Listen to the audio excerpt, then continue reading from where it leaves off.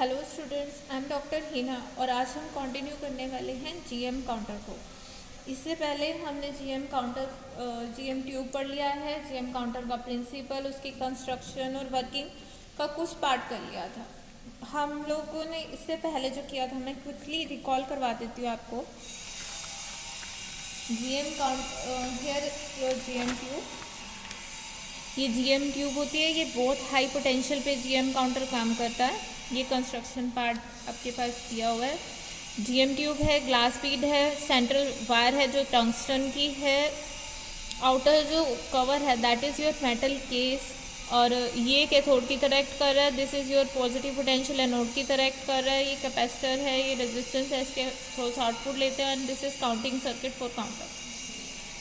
अब यहाँ से देखो इसकी वर्किंग में क्विकली रिकॉल करा रही हूँ आपको। इंसिडेंट चार्ज पार्टिकल आता है, इंसिडेंट चार्ज पार्टिकल अगर ट्यूब में आता है, यहाँ मैं फिर से बना रही हूँ। This is your cylindrical tube.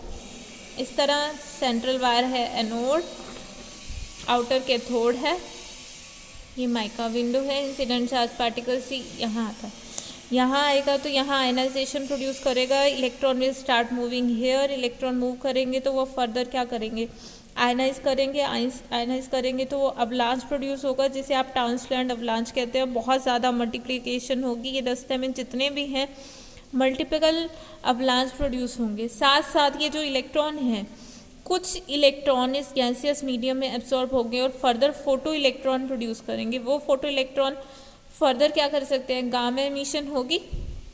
यहाँ पे कुछ इलेक्ट्रॉन ज़रूरी नहीं है कि वो आपके एब्जॉर्ब होकर आयनाइज करें। कुछ की एनर्जी इतनी ज़्यादा होती है कि मीडियम में वो क्या करते हैं, फोटो इलेक्ट्रॉन प्रोड्यूस करते हैं। मीन्स इलेक्ट्रॉन्स को वो गैसियस मीडियम को क्या करेंगे, एक्साइटेशन प्रोड्यूस करेंगे। एक्साइटेशन का रिजल्ट क्या होता है, डी एक्साइट होंगे तो एक्सरे निकलेंगी। वो एक्सरे फर्दर गैसियस मीडियम आपका एब्जॉर्ब करते फर्दर इलेक्ट्रॉन निकलेगा। बट इस प्रोसेस को होने में कुछ टाइम लगता है। ये जो इलेक्ट्रॉन प्रोड्यूस होंगे फर्दर 10⁻⁻⁶ सेकेंड में कैथोड पे पहुंच जाते, एनोड पे पहुंच जाते हैं। और पॉजिटिव आयन धीरे धीरे कैथोड की तरफ मूव करना शुरू करते हैं। जो इनिशियल पॉजिटिव आयन यहाँ इस जगह प्रोड्यूस हुआ है वो सपोज कीजिए यहाँ मूव कर गए। सो कुछ केसेस में ऐसा भी होता है कि वो जो पॉजिटिव आयन यहाँ पे आपके मूव किए हैं तो वो यहाँ से एनर्जी लेंगे, इलेक्ट्रॉन लेंगे। इलेक्ट्रॉन ले के न्यूट्रल एटम होने की बजाय वो भी क्या हो जाता है, एक्साइटेड स्टेट में जाता है और फर्दर फोटोन होता है, एमिट करता है। और फोटोन एमिट करेगा तो क्या होगा, फर्दर से फोटोन एमिट होगा, फोटोन एब्जॉर्ब होगा या तो फोटो इलेक्ट्रिक एब्जॉर्प्शन के थ्रू या फिर पेयर प्रोडक्शन। तो फर्दर आपका ज़्यादा प्रोबेबिलिटी रहती है फोटो इलेक्ट्रिक इफेक्ट की। फर्दर इलेक्ट्रॉन प्रोड्यूस हो गया, अगर फिर से इलेक्ट्रॉन आ गया तो फिर से ये मल्टीप्लिकेशन और ये चीज़ चलती रहती है। तो इसलिए बहुत हाई मल्टीप्लिकेशन हो जाता है आपका जीएम ट्यूब में। बट जो हमारी प्रॉब्लम आ रही थी कि मल्टीप्लिकेशन होने से इलेक्ट्रॉन तो प्रोड्यूस हो रहे हैं और इलेक्ट्रॉन्स कलेक्ट हो रहे हैं, चार्ज डेवलप हो रहा है, दैट इज़ गुड थिंग। बस साथ साथ पॉजिटिव आयन भी तो होते जा रहे हैं।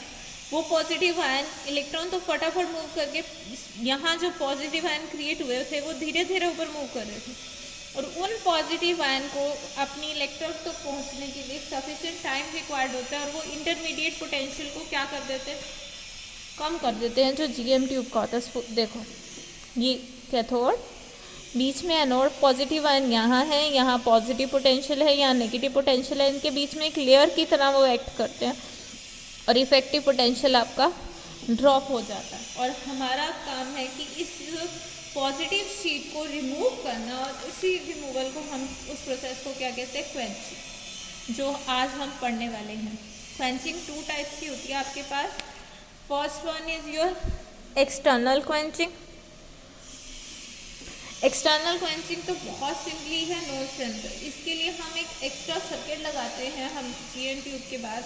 हम इसमें क्या करेंगे कि बहुत हाई रेजिस्टेंस वैल्यू, यहाँ देखो ये रेजिस्टेंस है, इसके साथ सीरीज में हम बहुत ज़्यादा हाई लोड रेजिस्टेंस जोड़ देंगे 10⁻10 ओम का। ये अपने आप नहीं होता, जैसे ही पोटेंशियल ड्रॉप होगा आपको ये प्रोसेस करनी पड़ेगी। सो 10⁻10 ओम का रेजिस्टेंस कनेक्ट कर देंगे सीरीज में इस ट्यूब के साथ। और जैसे ही देखो आपका यहाँ पे बहुत ज़्यादा इलेक्ट्रॉन कलेक्ट होने शुरू हो रहे हैं, इलेक्ट्रॉन कलेक्ट होने शुरू हो रहे हैं, सर्किट में करंट फ्लो करता है, तो बहुत ज़्यादा इलेक्ट्रॉन करंट होगा तो बहुत ज़्यादा करंट फ्लो करेगा और रेजिस्टेंस हमारे पास ज़्यादा है, तो potential drop V is equals to I R बहुत बढ़ जाएगा। पोटेंशियल ड्रॉप इसके क्रॉस बढ़ने का क्या मतलब है कि देखो ये बैटरी लगी हुई है, पहले इसके क्रॉस सपोज कीजिए पोटेंशियल ड्रॉप कम था क्योंकि करंट कम था। सपोज करो ये बैटरी आपकी 1000 वोल्ट की नॉर्मल रीजन में वर्क कर रहा था, तो 800 वोल्ट हमने इसको दिया हुआ था, 200 वोल्ट यहाँ ड्रॉप था, बट क्योंकि सर्किट में करंट बढ़ गया तो अब इसने कितना पोटेंशियल ले लिया 500 वोल्ट, और इसने कितना पोटेंशियल ले लिया, बचा कितना 500 वोल्ट। तो अब वो जीएम रीजन में वर्क ही नहीं कर रहा, जीएम रीजन में वर्क नहीं कर रहा, तो इसका क्या मतलब है कि इंसिडेंट चार्ज पार्टिकल आ रहा था, वहाँ जो चार्ज कलेक्ट हो रहा था, तो अब वो है ही नहीं। तो वो जब जीएम रीजन में है ही नहीं तो सेकेंड डिस्चार्ज हो ही नहीं सकता। तो this is called external quenching, कि वो आयनाइजेशन वो रिकॉर्ड करनी चाहिए, उससे पॉजिटिव आयन शीट रिमूव हो गई क्योंकि पोटेंशियल गिर गया, पोटेंशियल गिर गया तो वो वहाँ चले जाएंगे, काउंटर जो है आपका इनसेंसिटिव हो गया। Second thing is your internal quenching, जिसे आप सेल्फ क्वेंचिंग भी बोलते हैं। इंटरनल क्वेंचिंग या फिर सेल्फ क्वेंचिंग ये क्या है, मैंने आपको स्टार्टिंग में बताया था कंस्ट्रक्शन में कि हम कौन सी गैस लेते हैं 10:1 रेशो में। यहाँ इनर्ट गैस है जो प्रेफरेबली आर्गन होती है, और first this is your ethyl alcohol या कोई भी हम एल्कोहल ले लेते हैं। इसका पर्पस यही होता है कि इसका अगर आप बात करें excitation potential is small as comparison to argon, इसका मतलब आयनाइजेशन पोटेंशियल अगर आप इसकी बात करें, इसकी वैल्यू होती है 11.3 इलेक्ट्रॉन वोल्ट और इसको एनर्जी चाहिए 15.7 इलेक्ट्रॉन वोल्ट। दैट मीन्स अगर कोई चार्ज पार्टिकल आएगा, जो यहाँ देखो यहाँ पे जब पॉजिटिव आयन जा रहे थे तो वो इलेक्ट्रॉन प्रोड्यूस कर रहे, एनर्जी हुई, एनर्जी ने क्या प्रोड्यूस किया था, गामा फोटोन प्रोड्यूस किए थे, और वो गामा फोटोन फर्दर आयनाइजेशन करते जा रहे थे। हमें एक लिमिट तक चाहिए, उसके बाद हमें ये नहीं चाहिए, क्योंकि ये अगर वो कॉन्टिन्यूस रिकॉर्ड करता जाएगा तो पॉजिटिव शीट बनती रहेगी और कभी ख़त्म ही नहीं होगा जीएम ट्यूब का ऑपरेशन। सो उसके लिए हम क्या करते हैं 10:1 रेशो में ये डाल देते हैं कि कुछ इथाइल एल्कोहल है, सो जो गामा रे फोटोन निकालेगा आर्गन या फिर इथाइल अल्कोहल, पहले किसके चांस है एब्जॉर्ब करने के, इथाइल अल्कोहल की, क्योंकि इसकी वैल्यू कम है। सो इसका पोटेंशियल लोअर होने के मतलब है कि जो आयन मूव करते हैं कैथोड की तरफ वो मोस्टली कौन से हैं, एल्कोहल आयन, क्योंकि ये इजीली आयनाइज होगा, और जो चीज़ इजीली हो, सॉफ्ट टारगेट हो, उसको वो आयनाइज इजीली हो जाती है ना, क्योंकि इसका आयनाइजेशन पोटेंशियल कम है। सो मोस्टली ये जो मूव कर रहे हैं इसकी तरफ इलेक्ट्रॉन पॉजिटिव आयन है, इंसिडेंट चार्ज पार्टिकल आयनाइज तो कर रहा है, आर्गन को भी कर रहा है, इथाइल अल्कोहल को भी कर रहा है, क्योंकि इसका आयनाइजेशन पोटेंशियल कम है। सो जो ज़्यादा आयनाइज हो रहे हैं वो कौन है, ethyl alcohol. Ethyl alcohol move कर रहे हैं किसकी तरफ, कैथोड की तरफ, इथाइल अल्कोहल कैथोड की तरफ मूव कर रहे हैं, पॉजिटिव आयन है इथाइल अल्कोहल के, कैथोड से इलेक्ट्रॉन लेते हैं, इलेक्ट्रॉन लेके आर्गन तो क्या कर रहा था, एक्साइटेड स्टेट में जा रहा था और गामा फोटोन एमिट कर रहा था। बट इथाइल अल्कोहल ऐसा करने की बजाय क्या होता है, ethyl alcohol will prefer to dissociate, means वो उसकी तरफ जाएगा, वहाँ से पॉजिटिव आयन बनेगा, कैथोड से इलेक्ट्रॉन लेगा, इलेक्ट्रॉन लेके वो क्या होगा, एक्साइटेड स्टेट में जाने की बजाय फिर फर्दर फोटो इलेक्ट्रॉन एमिट करने की बजाय डिसोसिएट हो जाएगा, टूट जाएगा दो टुकड़ों।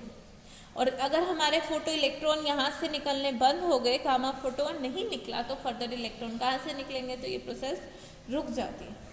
Okay, so one thing is this कि हम ये गैस लेते हैं ताकि बीच में मोटी लेयर डेवलप ही ना हो, कि वो न्यूट्रलाइज ना हो।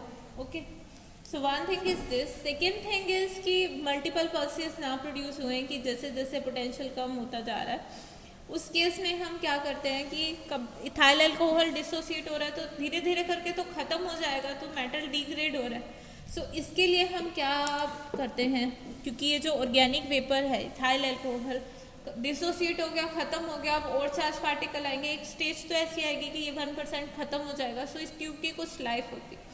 इसकी बजाय अगर आप हेलोजन गैस लेते हैं, हेलोजन गैस आपके पास होती है क्लोरीन एंड ब्रोमीन, उसको आप क्वेंचिंग गैस भी कहते हैं। तो ये क्या करती हैं, ये जब पॉजिटिव आयन बनाए, सपोज कीजिए Cl2 पॉजिटिव आयन मूव कर रहे हैं कैथोड की तरफ, कैथोड से इन्होंने इलेक्ट्रॉन लिया, न्यूट्रलाइज होगी एक्साइटेड स्टेट में है। ये डी एक्साइट कैसे होती है, 2 क्लोरीन मॉलिक्यूल बना लिए, और फर्दर जैसे ही पोटेंशियल हटाओगे ये वापसी में कंबाइन करके Cl2 बन जाएगी। सो ना ही डिकम्पोज हुई, ना ही स्ट्रक्चर चेंज हुआ और ना इसकी अमाउंट बदलेगी। इस ट्यूब की लाइफ कहने को तो अनलिमिटेड होती है और ये ऑपरेट करती है 300 to 700 वोल्ट के बीच में, और टेम्परेचर रेंज में ये हेलोजन ट्यूब ऑपरेट करती है that is -50 to 60 degree Celsius. Okay, so quenching हमने कर ली कि हम एक लिमिट के बाद और आयनाइजेशन नहीं चाहते हैं ताकि वो पॉजिटिव आयन शीट ना बने। So this thing is clear, 2 type की है, एक्सटर्नल है और इंटरनल है, ये चीज़ हम कर चुके हैं। Next is your pulse formation की पल्स कैसे फॉर्म होती है आपके पास। सी है, मैंने ऑलरेडी प्लॉट कर रखी है, यहाँ देखो इंसिडेंट चार्ज पार्टिकल आया, this is the entry of your charge particle. यहाँ पे आपका चार्ज पार्टिकल सिस्टम में एंटर करता है, अप्लाइड वोल्टेज है, गीगर म्यूलर काउंटर इस वोल्टेज पे ऑपरेट कर रहा है। जैसे ही चार्ज पार्टिकल आया तो आयनाइजेशन प्रोड्यूस हुई, एक्साइटेड आयनाइजेशन प्रोड्यूस हुई, मल्टीपल आयनाइजेशन है, बहुत सारे इलेक्ट्रॉन प्रोड्यूस हो रहे हैं। इलेक्ट्रॉन कहाँ मूव कर रहे हैं, एनोड की तरफ। एनोड पे पॉजिटिव पोटेंशियल है, बहुत ज़्यादा इलेक्ट्रॉन आगे, उसका पोटेंशियल ड्रॉप हो गया। इलेक्ट्रॉन की स्पीड भी बहुत ज़्यादा, 10⁻⁶ सेकेंड। सो वो फटाफट से पहुंच गया और ये पोटेंशियल ड्रॉप कर दिया, सपोज करो यहाँ तक आ गया। इतना पॉजिटिव आयन तो भारी है, ऑब्वियसली मोटे लोग स्लो चलते हैं, बहुत भारी है वो। सो जैसे पोटेंशियल उतना लगा हुआ है, पोटेंशियल कुछ ड्रॉप भी हो गया। सो ये इलेक्ट्रॉन का है और ये पॉजिटिव का है, ये जो थोड़ा सा इसमें कर्व आ रहा है। सो ये टाइम पॉजिटिव आयन ने लिया अपनी इलेक्ट्रोड पे पहुँचने में। पॉजिटिव आयन की इलेक्ट्रोड कौन सी है, कैथोड। सो अल्टीमेटली इस टाइम तक हम मानते हैं कि सारे के सारे पॉजिटिव आयन चले गए हैं, कोई आयनाइजेशन नहीं हो रही, कुछ नहीं प्रोड्यूस हो रहा। जो पॉजिटिव आयन कैथोड पे गए थे वो ज़्यादा क्लोरीन या फिर किसके थे, इथाइल अल्कोहल के थे, अब फोटो इलेक्ट्रॉन नहीं है। बट द थिंग इज इन्होंने चार्ज कलेक्ट कर लिया, इफेक्टिव पोटेंशियल यहाँ होना चाहिए था, पहुँच के यहाँ। इस टाइम में अगर चार्ज पार्टिकल आ जाएगा, क्योंकि कैथोड पे क्या है, बहुत सारे आयन पहुंच गए हैं, पॉजिटिव आयन, और एनोड पे इलेक्ट्रॉन है, तो पोटेंशियल जो बैटरी का था वो काफ़ी करंट होने की वजह से रेजिस्टेंस के अक्रॉस ड्रॉप हो गया और हमें अप्लाइड पोटेंशियल कैथोड और एनोड के बीच में कम है। इस टाइम पे कोई चार्ज पार्टिकल आ जाएगा तो वो GM रीजन में होगा ही नहीं, क्योंकि इतना पोटेंशियल चाहिए हमें। दिस इज, ये जो सेंट्रल है इस potential, this is the starting potential of GM tube, ये उसका पोटेंशियल है और GM ट्यूब इस पोटेंशियल पे काम कर रही है। सो जब तक कैथोड और एनोड के बीच में इतना पोटेंशियल नहीं होगा तब तक वो GM काउंटर वर्क ही नहीं करेगा, वो प्रोपोर्शनल काउंटर की तरह काम करेगा। हमें तो चाहिए ही नहीं, छोटी छोटी पल्सेस चाहिए देगा, हमें बहुत बड़ी पल्सेस चाहिए। सो आपको मैं फिर से डायग्राम दिखा रही हूँ GM ट्यूब का। देखो GM काउंटर का, ये क्या है, एनोड, ये है कैथोड, दोनों प्लेट्स हैं, बीच में गैस है, तो ये कैपेसिटर की तरह एक्ट कर रहा है। और कैपेसिटर आपको पता है कि अगर वो चार्ज हुआ है तो वो डिस्चार्ज भी होगा। So it will start discharging, धीरे धीरे से वो डिस्चार्ज होना शुरू होता है, एंड दिस इज योर। और जिस पॉइंट पे आके वो अपनी थ्रेशहोल्ड वोल्टेज से ज़्यादा हो जाता है, this time is called your dead time, कि जब पोटेंशियल थ्रेशहोल्ड वोल्टेज से कम था, धीरे धीरे से कैपेसिटर चार्ज हुआ, वहाँ पोटेंशियल करेक्ट हुआ, बाहर सर्किट में तो लगा, अगर कैपेसिटर चार्ज होगा तो, और कोई वोल्टेज हम नहीं लगा रहे तो कैपेसिटर विल स्टार्ट डिस्चार्जिंग। सो ये डिस्चार्ज होना शुरू हो गया, ये कैपेसिटिव एक्शन की वजह से ये इंक्रीज होनी शुरू होगी, क्योंकि अप्लाइड पोटेंशियल इलेक्ट्रॉन कलेक्ट हुए थे तो वो धीरे धीरे से वो कैपेसिटर डिस्चार्ज हो रहा है ताकि पोटेंशियल मेंटेन करा जा सके सर्किट में। सो इस पॉइंट पे आके, इस थ्रेशहोल्ड से पे आके जो सर्किट का पोटेंशियल है वो इस लेवल से बढ़ जाता है। सो वो टाइम जब सर्किट का पोटेंशियल बिल्कुल नील था, यानी कि जब इंसिडेंट चार्ज पार्टिकल आता है तो वो GM रीजन में सर्किट का पोटेंशियल था ही नहीं, that is called dead time. Dead time इसलिए बोलते हैं क्योंकि इस टाइम के लिए हम मानते हैं कि आपका जो काउंटर है that is dead. Dead means वो इनसेंसिटिव है, अगर इस टाइम में कोई चार्ज पार्टिकल आएगा क्योंकि तो वो उसको काउंट ही नहीं कर पाएगा क्योंकि उसका पोटेंशियल ही बहुत कम है। So the time during which और after the first event the counter is completely insensitive is known as the dead time, और इसका नियरली होता है ये 100 माइक्रो सेकेंड का। अब इस पॉइंट पे आने के बाद उसका पोटेंशियल थोड़ा बढ़ गया, थोड़ा बढ़ने का क्या मतलब है कि पोटेंशियल बढ़ता जा रहा है। इस टाइम पे अगर कोई चार्ज पार्टिकल आएगा तो वो पल्सेस प्रोड्यूस करेगा, बट उसका एम्पलीट्यूड कम रहेगा क्योंकि ये नहीं है। So this is called recovery time, कि जब तक वो पूरी हाइट की पल्सेस प्रोड्यूस करना शुरू नहीं कर देता। पल्सेस ये देखो क्या है और क्या मतलब है इस चीज़ का। ये कैथोड है, यहाँ बीच में एनोड है, ये फिर से कैथोड है, इनके बीच में कुछ पोटेंशियल लगा हुआ है। इंसिडेंट चार्ज पार्टिकल आया, पोटेंशियल ज़्यादा था तो यहाँ इलेक्ट्रॉन आ गए, यहाँ पॉजिटिव आयन आ गए। सो इलेक्ट्रॉन यहाँ पहुँचे, चार्ज ड्रॉप हुआ, यहाँ हुआ। सो जितने इलेक्ट्रॉन कलेक्ट होंगे उतना ही रेजिस्टेंस के अक्रॉस वोल्टेज ड्रॉप होगा, और इस तरह से पल्सेस ये जो हमारी प्रोड्यूस होती है ये रेशियो। बट अगर यहाँ पोटेंशियल ही कम है, मीन्स कम इलेक्ट्रॉन प्रोड्यूस हुए, तो पल्स की हाइट क्या होगी, छोटी होगी। क्योंकि वहाँ पोटेंशियल कम है तो इस रीजन में जो पल्सेस प्रोड्यूस होंगी एक्चुअल में हो इस रीजन में होती इस हाइट की, इस रीजन में जो पल्सेस प्रोड्यूस होती है वो थोड़ी कम हाइट की होती है। सो इसीलिए इसको रिकवरी टाइम कहा जाता है, कि even after the dead time is over the counter operative है बट पल्स साइज छोटा है, क्योंकि पॉजिटिव आयन अभी वहाँ तक दोबारा नहीं पहुँचे हैं, उसने अपनी प्रॉपर वोल्टेज अटेन नहीं की। So the time after which original pulse levels are distorted is called recovery time, and that time plus recovery time is your called resolving time. Okay, so I hope इसकी working आपको समझ आ गई होगी कि quenching क्या है, pulse formation कैसे होती है, एंड कैरेक्टर्स एफिशिएंसी अगर आपको निकालनी है, it is the ratio of number of count observe कि जीएम काउंटर ने कितने बताए और एक्चुअल कितने थे। n is the number of counter, इसने बताया कि 75 अल्फा पार्टिकल थे बट एक्चुअल में 75 नहीं थे, एक्चुअल में 100 थे।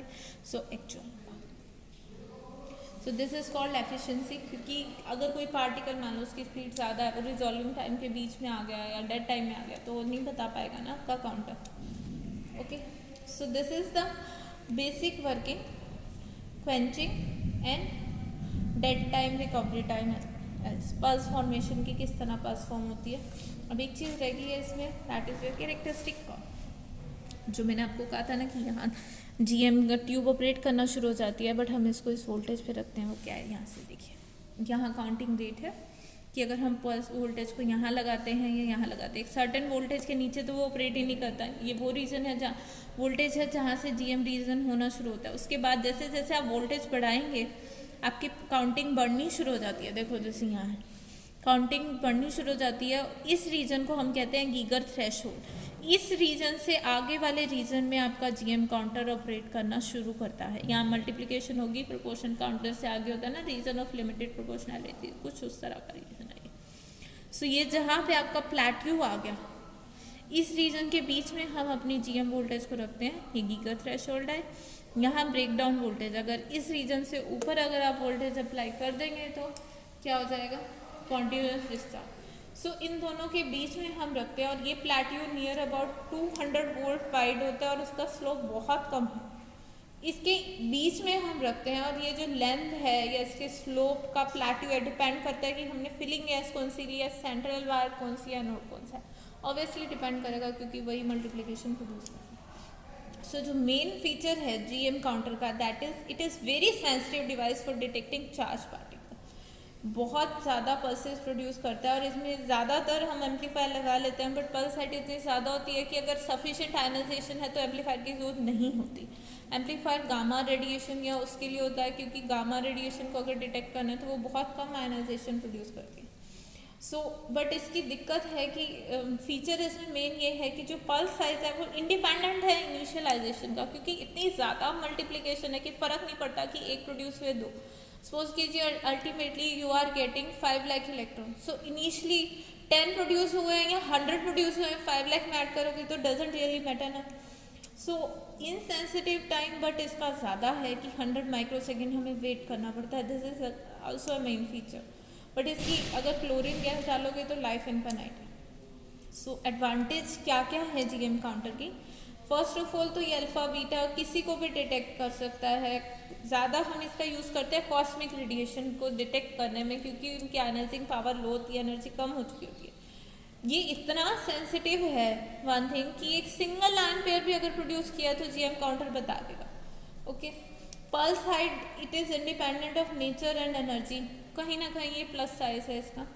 ओके सो ये थे इसके कुछ एडवांटेज। डिसएडवांटेज ये है कि ये थोड़ा स्लो है, हमें कुछ टाइम वेट करना था। डेड टाइम था 100 माइक्रोसेकेंड, रिकवरी टाइम इसमें और ऐड कर दिया तो 200 से 400 माइक्रोसेकेंड हमें वेट करना पड़ता है जब तक दूसरी पल्स आए। तो काउंटिंग रेट लिमिट हो जाती है अप टू 10⁴ वोल्ट इवेंट पर सेकेंड, इससे ज़्यादा ये रिकॉर्ड नहीं कर सकता। इसकी एफिशिएंसी कुछ कम है, गामा रे को ये डिटेक्ट अच्छे से नहीं कर पाता। ये टाइप ऑफ रेडिएशन नहीं बता सकता क्योंकि पल्स हाइट इंडिपेंडेंट की अल्फा या बीटा, ये बता देगा कि कोई चार्ज पार्टिकल है बट ये नहीं बता सकता कि कौन सा है। और फर्दर उनकी एनर्जी भी नहीं बता सकता, मान लो 2 अल्फा है कम एनर्जी के, एक ज़्यादा का नहीं बताएगा, ये बताएगा कि 2 हैं। ओके बट कुछ ट्यूब्स की लाइफ लिमिटेड है क्योंकि क्वेंचिंग डिसोसिएट हो जाती है और प्रेशर आपको मेंटेन करना पड़ता है। इसका एक और डिसएडवांटेज है कि ये न्यूट्रॉन्स को डिटेक्ट नहीं कर पाता जो प्रोपोर्शनल काउंटर कर लेता है, न्यूट्रॉन के डिटेक्शन के लिए इसका यूज़ नहीं कर सकते। Okay so that's it for today. अगर कोई भी दिक्कत हो तो आप कमेंट सेक्शन में पूछ सकते हैं।